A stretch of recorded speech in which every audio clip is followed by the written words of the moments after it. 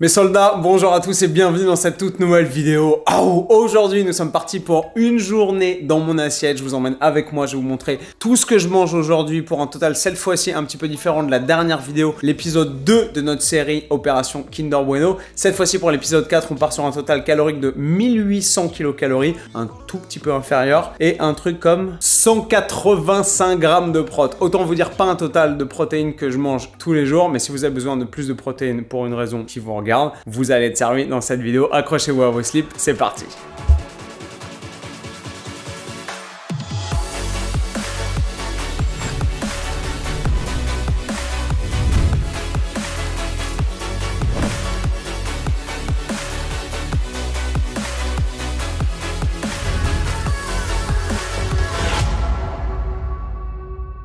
Alors avant que cette vidéo ne commence, mes soldats, j'aimerais attirer votre attention sur un point extrêmement important que je n'ai jamais confronté de façon directe dans mes vidéos, mais qui revient systématiquement dans les discussions et les commentaires sur ma chaîne YouTube à chaque fois que j'aborde le sujet de l'alimentation ou de la nutrition. J'aimerais remettre les idées en place, pour ne pas dire faire fermer leur gueule, à toutes les élites bien pensantes qui pensent que pour pouvoir s'alimenter de façon optimale, il faut forcément manger bio.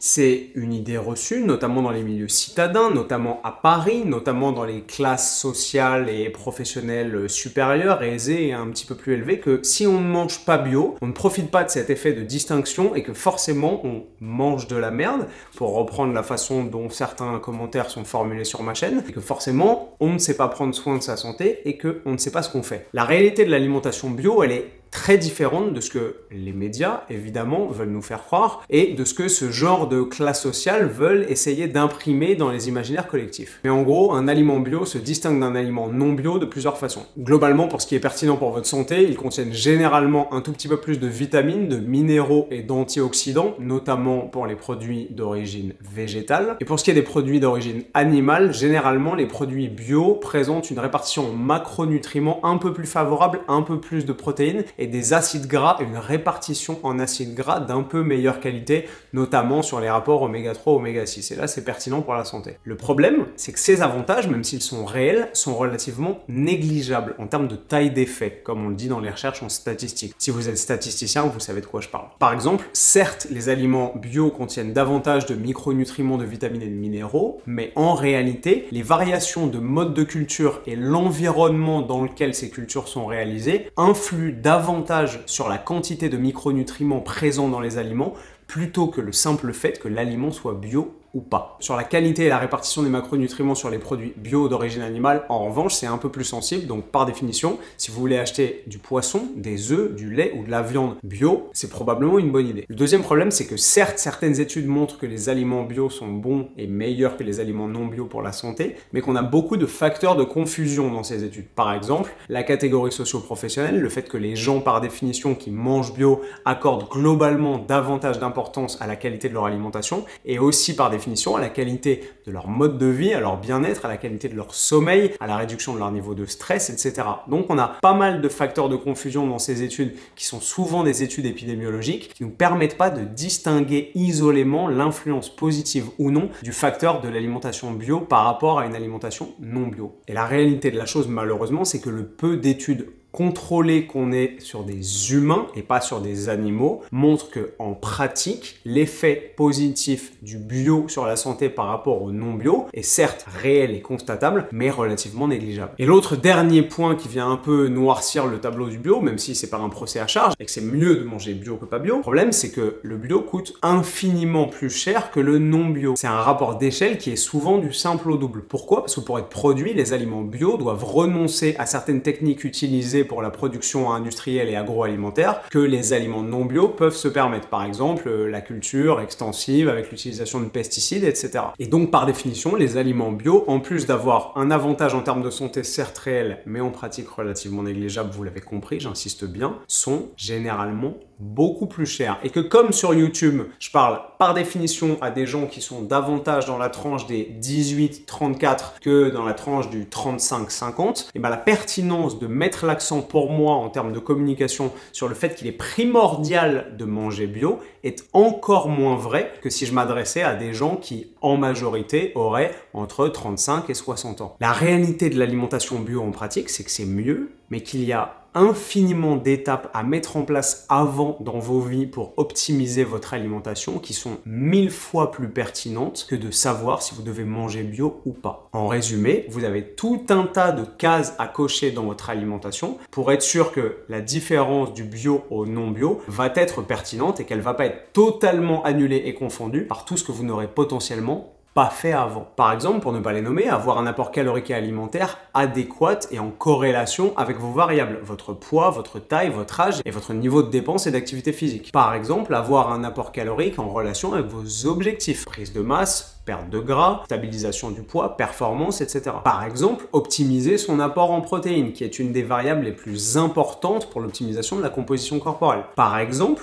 consommer suffisamment de végétaux, de légumes et de fruits pour avoir suffisamment de fibres, de vitamines et de minéraux, qu'ils soient bio ou pas. Par exemple, consommer suffisamment de lipides de bonne qualité pour maintenir une synthèse hormonale optimale tout au long de votre vie, et ce que vous soyez un homme ou une femme. Et la vérité, c'est qu'une fois que par exemple vous aurez optimisé ces 5 principes qui demandent déjà beaucoup d'efforts au quotidien et sur le très long terme, là, il pourra potentiellement être pertinent de vous poser la question du bio. Mais ce que je vois dans la vie de tous les jours, c'est des mecs qui, sur ma chaîne YouTube et partout dans les dîners mondains parce qu'ils veulent se la péter et qui pensent que c'est bien d'afficher la théorie bien pensante du le bio, il n'y a que ça de vrai, te balance en pleine tête que si tu manges pas bio, bah tu manges forcément de la merde et que tu sais pas optimiser ta santé, que tu sais pas de quoi tu parles, alors que généralement ils fument, ils consomment bien davantage de calories que leurs besoins caloriques réels et donc ont un stockage de tissu adipeux, potentiellement des niveaux d'inflammation, une sensibilité à l'insuline et des débuts de troubles métaboliques qui confinent à la mauvaise santé par définition, et s'envoient le week-end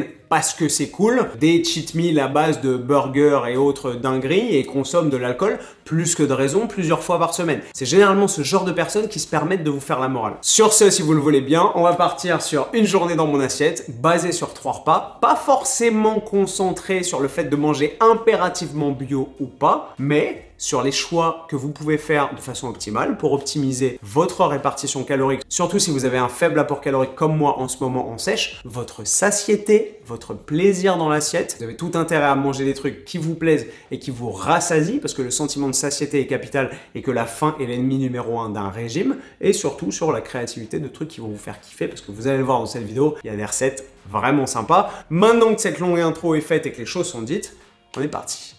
Ok, pour ce premier repas de la journée, nous partons sur une recette de poulet fourré au four. Bref, une recette que j'ai trouvée sur la page d'un youtubeur irlandais, je crois, qui s'appelle Jonathan Clark, qui fait des recettes vraiment créatives avec des totaux caloriques assez faibles et des trucs plutôt chouettes. J'en ai testé plusieurs, elles me plaisent pas toutes. Et cette recette de poulet est vraiment très sympa. Si vous mangez beaucoup de poulet, ça pourra vous apporter un peu de fraîcheur et d'originalité dans votre meal prep. Devant moi, 3 magnifiques blancs de poulet, pas bio. On avait fait une appel d'offres à candidature pour des poulets bio et on n'en a pas trouvé. Non, je plaisante. En fait, j'ai essayé il y a 2 jours avec du poulet bio et en fait, les escalopes de poulet de chez le boucher étaient assez plates et le rendu de la recette n'était pas aussi sympa. Alors que si vous avez des filets de poulet qui sont un peu épais comme ça, vous allez voir pourquoi. C'est beaucoup mieux. Donc on a 3 filets de poulet pour 600 grammes au total. Donc chaque filet fait 200 grammes et on va fourrer ça avec, je vous le donne en mille, une préparation à base de... J'ai un peu modifié la recette du mec, j'ai fait ça à ma sauce. Philadelphia Light, des poivrons qu'on a préalablement coupés. Là, il y a un poivron entier coupé en petits dés. Et on va parsemer ça. Vous allez voir comment. Première étape, on va faire une petite incision à l'intérieur des poulets. On prend ça dans la longueur ici. Clac. Hop là. Jusqu'à avoir une espèce de... Bon, vous me direz. Deuxième étape, on préchauffe son four et on saisit les poivrons ici avec éventuellement un petit peu d'huile d'olive ou un petit peu de spray de cuisson si vous voulez. Pour pas qu'ils soient... Donc on les saisit pour les ramollir, les attendrir un petit peu. Ce qu'on va faire, c'est qu'on va se mettre, donc pour 600 grammes de poulet, 120 grammes de Philadelphia Light. Hop là, clac, là, paf. On va mélanger avec nos poivrons, un petit peu de sel. C'est du sel à la truffe, ramener des States. Je vais mettre un tout petit peu d'Icemol. Un petit coup de secret d'arôme Knorr, c'est pas mal. Ça passe bien dans les salades. Si vous n'avez pas ça, vous pouvez aussi partir sur les arômes bulk. Celle-là, c'est le garlic and herb qui est top. Elle convient parfaitement pour ce genre de préparation. Dernier ingrédient de poids, on va mettre du smoked paprika. Si vous n'êtes pas trop fan de paprika mais que vous aimez bien, par pitié, essayez le paprika fumé. Vous allez voir, la différence est magistrale. Nos poivrons qui ont fini de cuire. On va se mélanger tout ça. Et parce que je pense que vous me voyez venir, on va tout simplement garnir nos blancs de poulet. Alors si vous avez du fromage light qu'on trouve aux States partout et jamais chez nous, faites-vous plaisir. Moi je n'ai que du Leerdammer light en tranche. Donc ce que je vais prendre c'est une petite tranche de Leerdammer light. Si vous avez les cales et que vous voulez pas sécher, mettez du Leerdammer normal. Et on va se couper cette petite claque tranchoune pour que ce soit vraiment cheesy et vraiment extrêmement sympa. Vous pouvez rajouter des épinards, vous pouvez rajouter pas mal de trucs. Moi je le fais pas parce que la personne qui partage ma vie déteste les épinards, mais sinon je le ferais. Ça rajouterait et des vitamines et du volume et des micronutriments et de la couleur. Vive la vie de couple. Vous allez vous saisir de votre préparation, prendre une généreuse cuillère et l'enfourner dans le ventre de la bête. Alors, il faut accepter de se salir un petit peu les pattes, mais vous allez voir, c'est pour la bonne cause.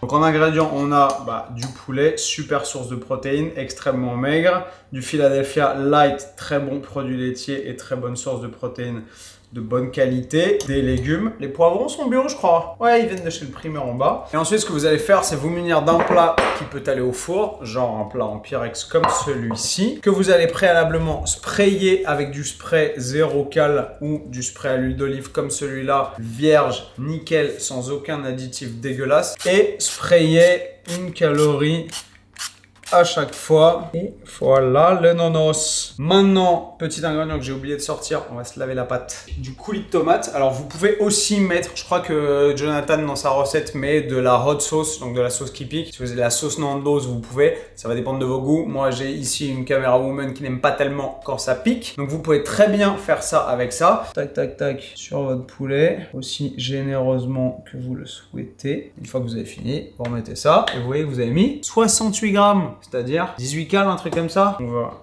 étaler tout ça. Si vous voulez le faire avec les doigts, libre à vous. On va venir couper en petites tranches fines. Cette fois-ci, non pas une, mais 2 lamelles de Leerdammer qu'on va disposer sur notre poulet. Le Leerdammer light qu'on a réussi à découper, c'est là que vous gagnez beaucoup de temps si vous avez du fromage déjà râpé et un peu light. Ça va être absolument magique, faites-moi confiance. Tadam! Au four à 200, 220, 15, 20, 25, 30 minutes en fonction. Surveillez-le un peu, comme ça vous verrez bien. Normalement 200 degrés, 25 minutes, ça marche plutôt pas mal si votre four est performant. And now we wait. Few moments later. Alors en attendant que mon poulet finisse de cuire, ce qui ne saurait tarder comme vous pouvez le voir, j'ai mis 300 g d'asperges à cuire d'abord ici et ensuite là pour les saisir et qu'elles caramélisent bien, ça va être très sympa. Et ça va nous faire un repas incroyable. Ok, je pense que le poulet est bueno. Oh là là là là là là. Gardez une mouffe pour pas se cramer la main. Et se servir une généreuse part de poulet. Oh là là là là. Et vous allez voir que ça va être largement aussi bon que beau. Cette assiette est un petit peu plus calorique que ce que j'avais pronostiqué parce que normalement je fonctionne avec des blancs de poulet de 150 grammes au lieu de 200, donc 4 blancs de poulet pour une recette de 600 grammes de poulet et que du coup forcément ça a augmenté le total calorique. Donc au lieu d'une assiette à 340 cales, on est sur une base ici de 527. Mais c'est pas grave, on va post-réguler sur la fin de la journée pour tenir quand même notre objectif parce que j'avais trop la flemme d'aller racheter du poulet et de me faire des escalopes de 150. Je vous dis bon app.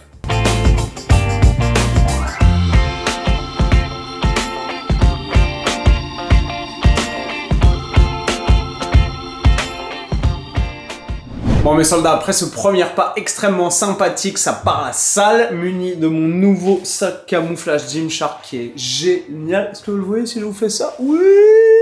Oui! Il est trop stylé. Le lien est dans la bio, juste en dessous si vous intéresse. On va se mettre une séance deadlift, hip thrust, leg curl unilatéral, mollet, astougras squat, etc. Ça va être chambé. Et ensuite on rentre, on se fait le deuxième repas de la journée. C'est parti.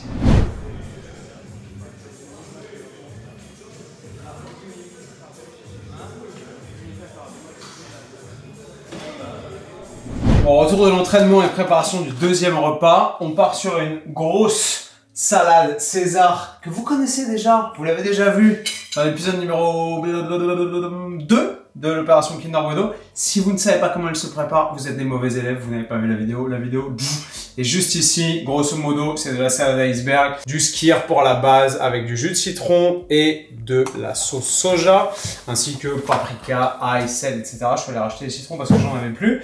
Et ça me donne l'occasion d'illustrer mon point de début de vidéo. Poulet bio, il y a 459 grammes de poulet, 10,32 €. Voilà. Vous n'avez pas nécessairement besoin d'acheter du poulet bio hors de prix, comme celui-là, pour pouvoir être en bonne santé et faire les choses comme il faut. Du poulet normal à partir du moment où il n'est pas nourri n'importe comment aux OGM, aux farines animales, aux antibiotiques, etc.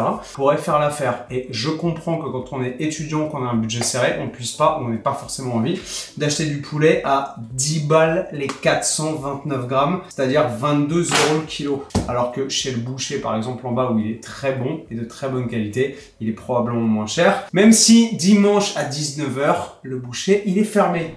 Ouais, mes soldats, petite César salade, vous l'avez compris. La recette est excessivement simple. Je vous renvoie à ma précédente vidéo si vous voulez la voir pour pas alourdir celle-ci. Je vais me déglinguer ça. C'est délicieux, énormément de volume, c'est très rassasiant, pas mal de prot. J'ai pas mis de poulet dedans parce que j'ai beaucoup de prot dans le dessert qui arrive juste après et que là, je vais vous filmer. Et là, vous allez m'en dire des nouvelles parce que c'est une merveille. Alors pour le dessert de ce deuxième repas, mes soldats, nous partons sur un mug cake qui est une recette qui nous vient de Will Tennyson. Si vous connaissez pas ce youtubeur américain, je vous conseille grandement d'aller voir ses contenus. Il parle un peu vite, il est très intelligent, il met beaucoup de références et beaucoup de blagues et beaucoup d'humour. Et ses recettes sont vraiment top. C'est un vrai mec tourné vers l'optimisation, un peu comme Nevin et moi, qui laisse rien au hasard, qui choisit bien l'ensemble de ses stratégies et alimentaires et d'optimisation de mode de vie et de nutrition. Et là, je dois dire que je suis tombé sur certaines de ces recettes, j'en ai testé quelques-unes et il y en a qui sont vraiment très cool. On part sur une whey de votre choix. Là, je pars sur de la chocolate peanut qui est incroyable. En gros, il vous faut un mélange de whey et de caséine. Donc, on part sur 15 grammes. 15 grammes de caséine que j'ai foutu là-dedans parce que c'est plus pratique à trimballer. Alors, pourquoi mélange, vous allez me dire? Pas pour le goût, mais parce que la caséine a des propriétés qui gonflent plus. Et du coup, vous allez voir que c'est ce qui va permettre de faire lever un peu tout ça et de donner une texture à l'ensemble. 15 grammes de whey, 15 grammes de caséine. On va mettre 5 grammes de cacao en poudre. Tac. Pour ça, la balance micrométrique, c'est vraiment pratique. Et ingrédient magique, 5 grammes de baking powder ou de la levure. Ça marche avec de la levure de boulanger classique, je pense. Tac. Et c'est ça qui va donner évidemment le pouvoir levant et gonflant à l'ensemble de notre préparation. Voilà à peu près la gueule du truc. On va mélanger avec de l'eau jusqu'à obtenir la consistance que vous allez découvrir dans un petit instant. Mélangez ça amoureusement. La caséine, elle est au chocolat, c'est de la caséine bulk classique. Généralement, il y a moins de goût et moins de parfum sur les caséines parce que c'est un peu plus basique comme proposition et je pense que c'est moins consommé aussi. Les gens consomment davantage de la whey. S'il y a des grumeaux, généralement, c'est que c'est pas assez liquide. Vous voyez, un petit peu plus d'eau pour que ça devienne soyeux, bien sympa, bien casser toutes les petites boules potentielles qui pourraient faire que j'aurai des aspects un peu secs ici et là. Là, c'est pas du tout le cas.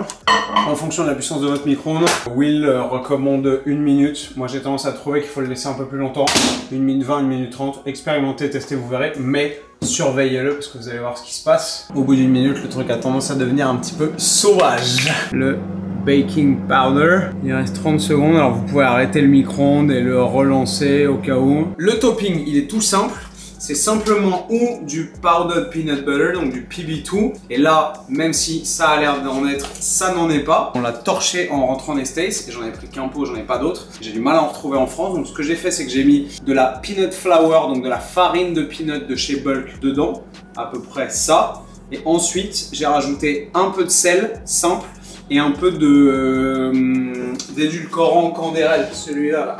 C'est simplement de l'édulcorant de table. J'ai mis genre 3-4 cuillères à soupe de ça dedans. Là-dedans, avec du sel. Et évidemment, l'ingrédient de base, c'est de la farine de peanut de chez Bulk. Ils en font, elle est très bonne. Mais si vous ne faites ça qu'avec de la farine, ça va vraiment avoir un goût farineux. C'est pas top. Alors que si vous rajoutez de l'édulcorant et en plus du sel, ça donne ce petit goût que le peanut butter classique a qui est incroyable. Un peu sucré-salé qui est génial. On part là-dessus. C'est très simple, vous allez voir. On met 13 grammes de ça. Ce qui en fait quand même. Et on va mettre un petit peu d'eau. Vous voyez, pour les cales, normalement 13 grammes c'est 60 cales. Là, comme je l'ai fait maison avec de la farine de chez Bulk, l'édulcorant et du sel, c'est probablement pas tout à fait les mêmes cales. Faut pas mettre trop d'eau. À chaque fois je me fais niquer, j'ai pas encore compris. Je mets trop d'eau et du coup il est trop liquide. C'est assez sensible.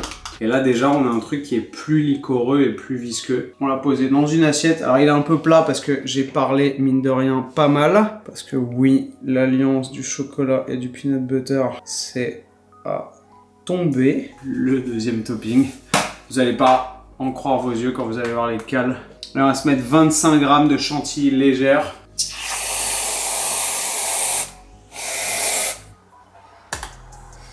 Boum!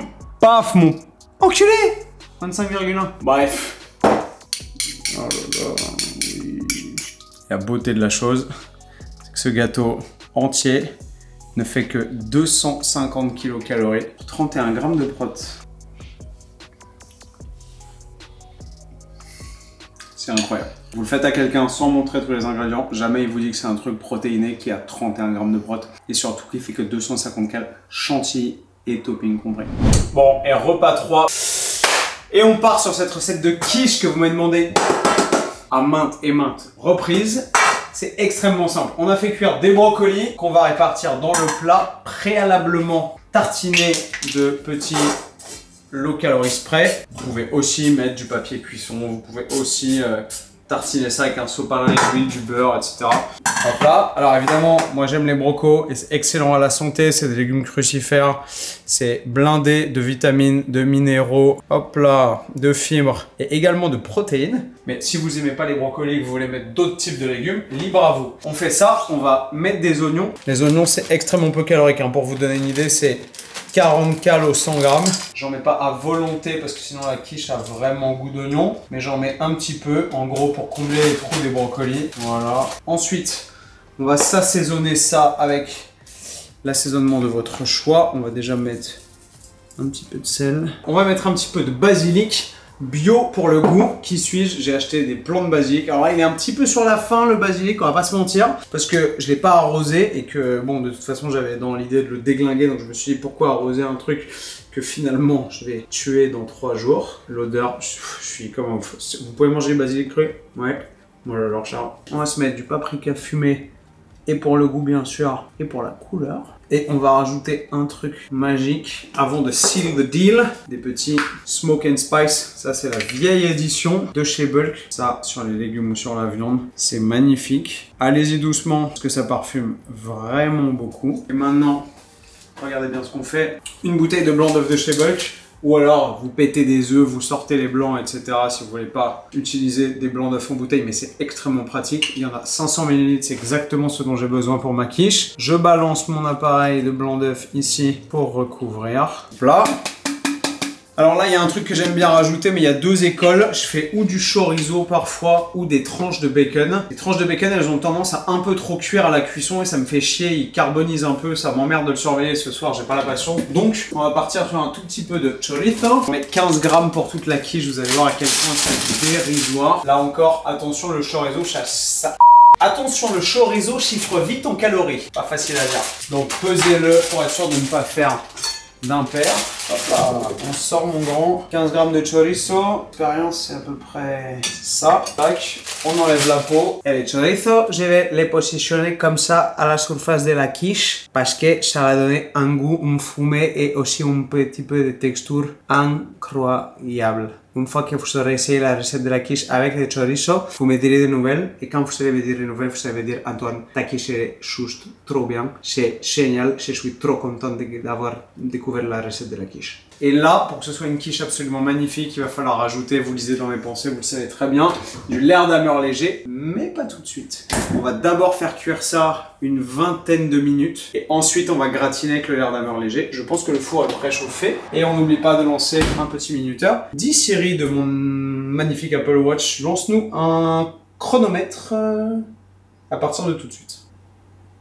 Mais je savais que j'avais oublié quelque chose. Du concentré de tomate. Alors c'est pas obligatoire, mais c'est meilleur. Ta-da-da-da, ta-da-da-da, ta-da-da-da. Merci. Nous sommes à 10 minutes de cuisson. On coupe ça grosso modo. On s'en bat les couilles, on s'en bat les couilles. Antoine, c'est pas du tout égal, on s'en bat les couilles. 10 petites minutes de cuisson. Et c'est ça le secret. Voilà, 35 minutes, normalement là, on devrait être bon. Là, elle a l'air absolument parfaite. C'est somptueux. Et on va la mettre à refroidir, même si elle aurait mieux aimé courir, probablement. Qu'est-ce qu'on fait quand on a envie d'une halotope, mais qu'on n'a pas les cales pour toute une halotope? C'est pas pour moi, c'est pour un pote.